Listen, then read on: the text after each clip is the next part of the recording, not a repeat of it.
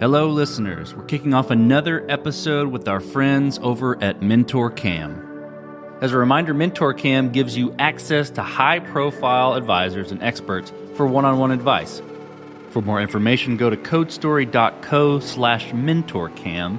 That's MENTORCAM to learn more. Use the discount code CODE, CODE, all one word, to get 20% off your first mentorship session. Well, today I have another special guest on the Code Story podcast, Max Samuel. He's a venture capitalist and a lawyer. He has an extensive career in the VC space, including with Thiel Capital and currently with Snow Ventures. He's passionate about mentoring startup founders and people looking to break into VC. Max, thank you for being on the show today. Thanks, Noah. Great to be here. Well, before we jump into all things VC and how VCs view startups is kind of our topic for today, tell me a little bit about you. So I am originally from the U.S., originally from Philadelphia, live now in Norway.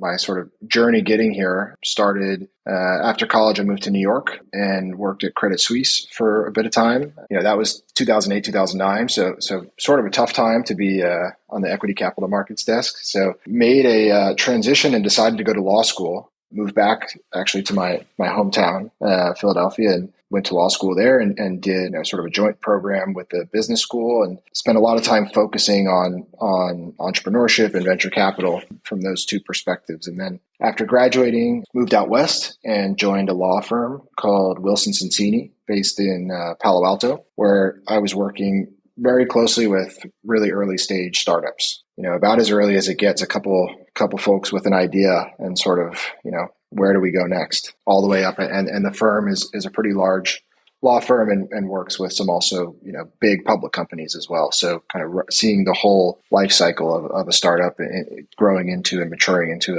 a big global corporation. Really enjoyed it.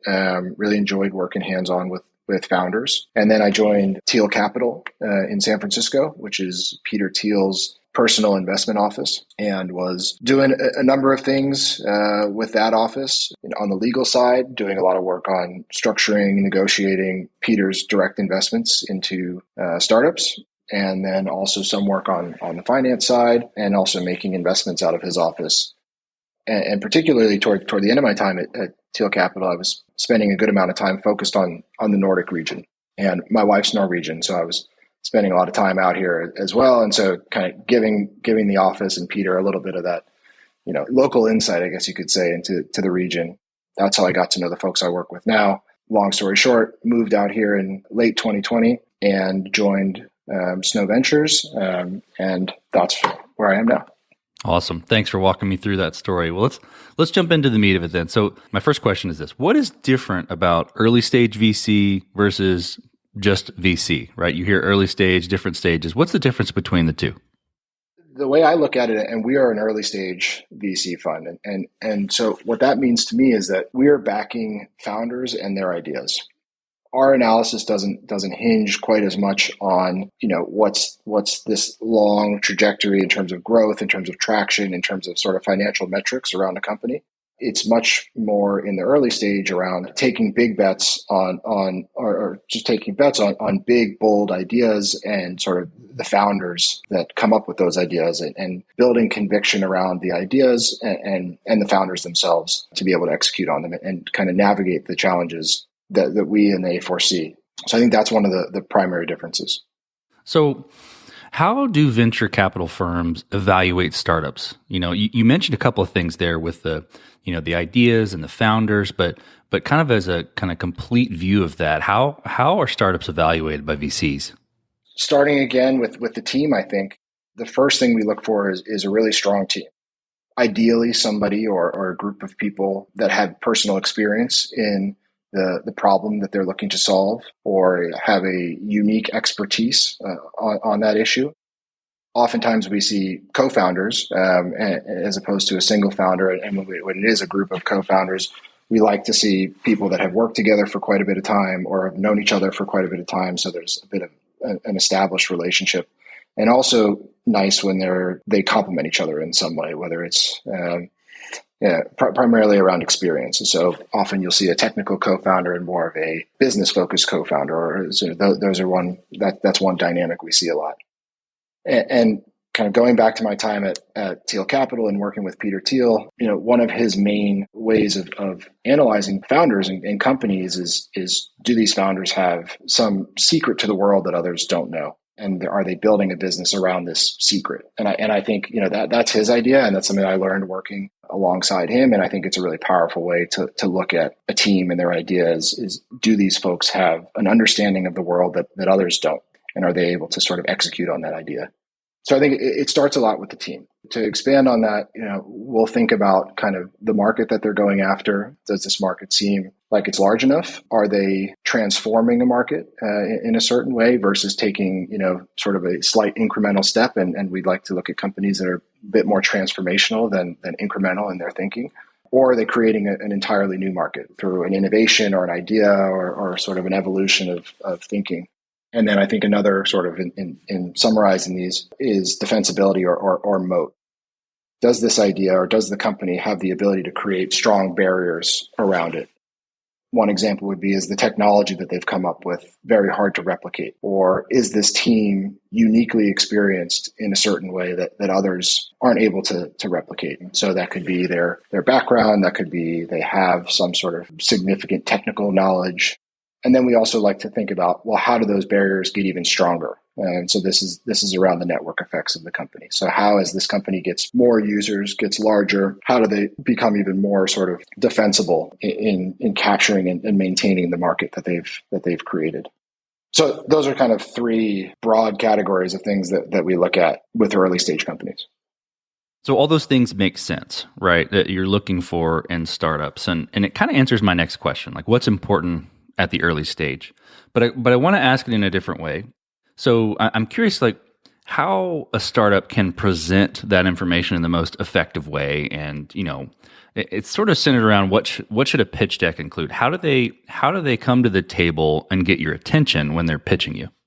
It's important to think about how they can distill some of those topics or considerations into just a few slides, because we're seeing a lot of different presentations come, and it's important to be able to convey, powerful information in a very dense format, I guess, or condensed format. So I think a lot about the team is really powerful, and it's presenting, why is this the right team to solve this specific problem? What do these people know? What have they experienced in their past, and to really attack this problem? And so we recently spoke with a company. Two of the founders had spent a lot of time working with some of these freelance platforms, and they were power users of these platforms, and they had identified through this use some real flaws or sort of potential areas of improvement for how people can organize themselves. And this is unique knowledge because there aren't that many power users. And so this is something that they were able to distill from their personal experience,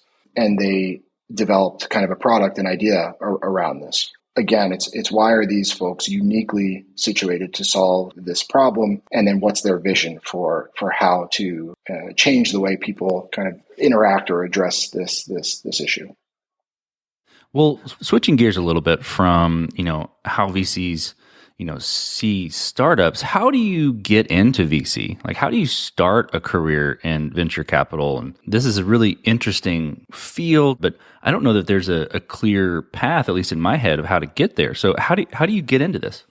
There are some paths that I think have shown to be a little bit more of the standard way of getting in. And so you've got folks that go, through business school and maybe have a finance background, or people that have an entrepreneurial background. But it's an interesting industry because there are so many types of investors with different experiences, and they all add a ton of value to the whole venture capital process, because it's a combination of networking, sourcing companies, doing investment analysis, and then also supporting portfolio companies along the way. And so there's so many different types of folks with different backgrounds who can be value add to this process. So I think, I think you can really draw from a lot of different experience. and still be a very strong venture capitalist. But that said, there are some more traditional paths, but you don't necessarily have to have followed those. I think a good way to break in to the industry is to just get involved. And that means reaching out to incubators and lending your services.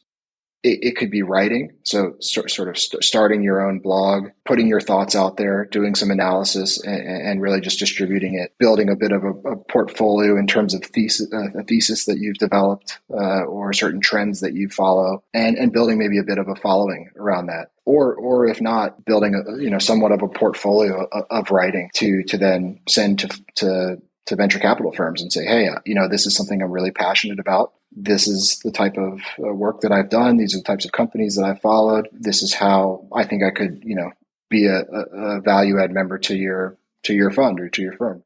So I think there are a lot of ways where you can be very proactive, even if you don't have the typical, finance or entrepreneurial or investment background yourself.